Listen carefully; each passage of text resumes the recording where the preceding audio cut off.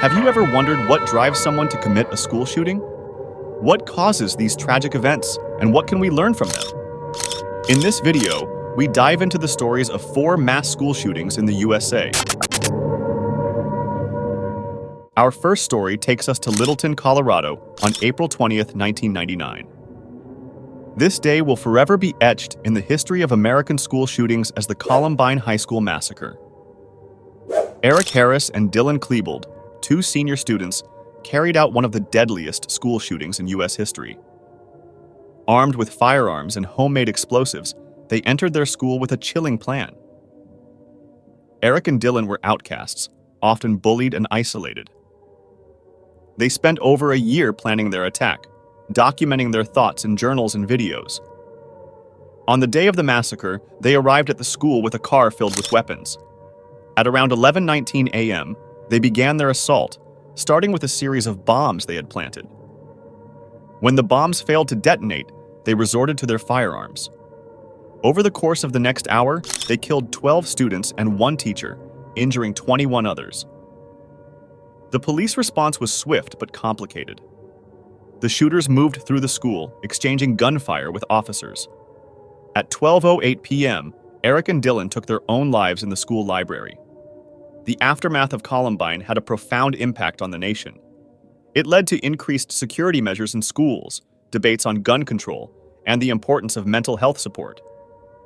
The victims are remembered each year, and their stories continue to be a somber reminder of the fragility of life. Our second story takes us to Red Lake, Minnesota, on March 21st, 2005. The Red Lake High School shooting was a devastating event that shocked the community and the nation. Jeffrey Wise, a 16-year-old student, carried out the attack. It began at his grandfather's house and culminated in a tragic school shooting that claimed 10 lives, including his own. Jeffrey Wise had a troubled life, marked by a history of mental health issues and a difficult family background. On the day of the shooting, he first killed his grandfather, a tribal police officer, and his grandfather's girlfriend. Armed with his grandfather's police weapons, he then drove to Red Lake High School. At around 2:49 p.m., Wise arrived at the school and began his attack. He shot and killed a security guard at the entrance before moving through the halls and into a classroom, where he opened fire on students and a teacher. The rampage lasted for about 9 minutes, during which he killed 5 students, a teacher, and wounded several others. The police response was immediate, but the attack was already underway. Wise exchanged gunfire with the responding officers before retreating to a classroom, where he took his own life. The Red Lake community was left in shock and mourning.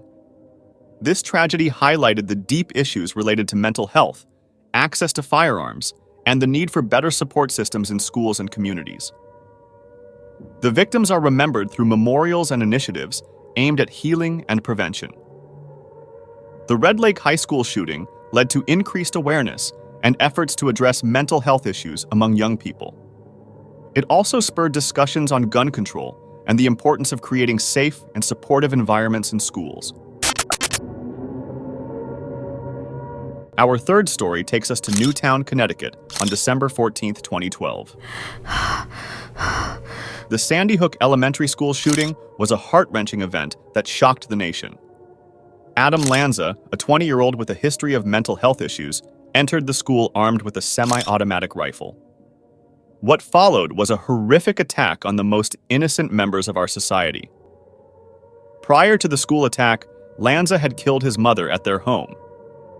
He then drove to Sandy Hook Elementary, where he forced his way in and began his rampage. In a matter of minutes, Lanza killed 20 first-grade children and 6 staff members before taking his own life as police approached.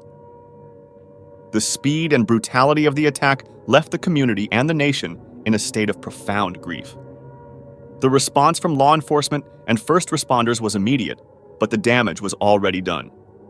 The Sandy Hook shooting reignited debates on gun control, mental health, and school safety. The victims of Sandy Hook are remembered through various memorials and initiatives aimed at preventing future tragedies. This incident has led to increased efforts in promoting mental health awareness and stricter gun control measures. The Sandy Hook Promise, a nonprofit organization founded by families affected by the tragedy, has been instrumental in advocating for change. Their efforts focus on preventing gun violence through education and community programs. The legacy of Sandy Hook is one of remembrance and activism. The voices of the victims' families have become powerful advocates for change, pushing for policies that aim to prevent such tragedies from ever happening again.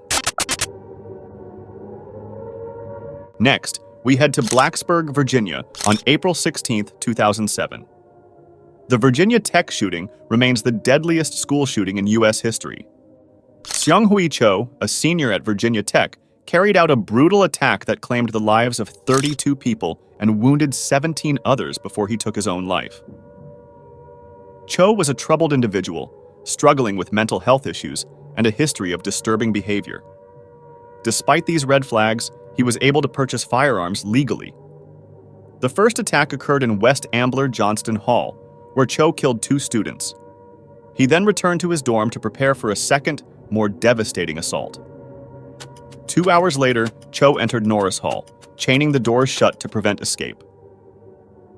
Over the course of 9 minutes, he moved through classrooms, systematically shooting students and faculty. The response from law enforcement was immediate, but the attack was already over by the time they breached the building. The Virginia Tech community was left in shock and mourning. This tragedy highlighted the critical need for better mental health care and more stringent gun control laws. The lives lost that day are honored annually, ensuring they are never forgotten.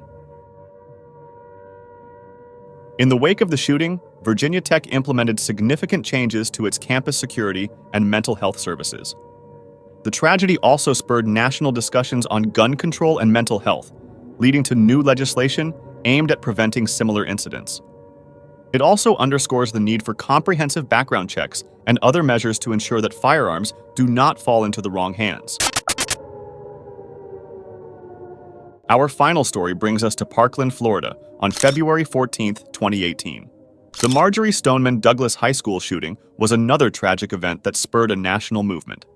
Nicholas Cruz, a former student of the school, carried out the attack, killing 17 people and injuring 17 others. His actions sparked a wave of activism across the country. Cruz had a history of disciplinary issues and mental health concerns. Despite these warning signs, he was able to legally purchase the AR-15 rifle used in the shooting. On the day of the shooting, Cruz arrived at the school and began his attack. He moved through the building, firing at students and teachers. The attack lasted for 6 minutes before he fled the scene, blending in with evacuating students. Law enforcement quickly identified and apprehended Cruz. The Parkland shooting led to nationwide protests and the formation of the March for Our Lives movement, advocating for stricter gun control laws. The survivors of Parkland have become vocal advocates for change, ensuring that the memories of their friends and teachers are honored through action. These stories of mass school shootings in the USA highlight the devastating impact of such events on individuals, families, and communities. They also underscore the importance of addressing the underlying issues of mental health, bullying, and gun control. Thank you for watching. If you found this video informative, please give it a thumbs up and share it with others. Don't forget to subscribe to our channel and hit the notification bell to stay updated on our latest videos. Let's work together to create a safer future for everyone.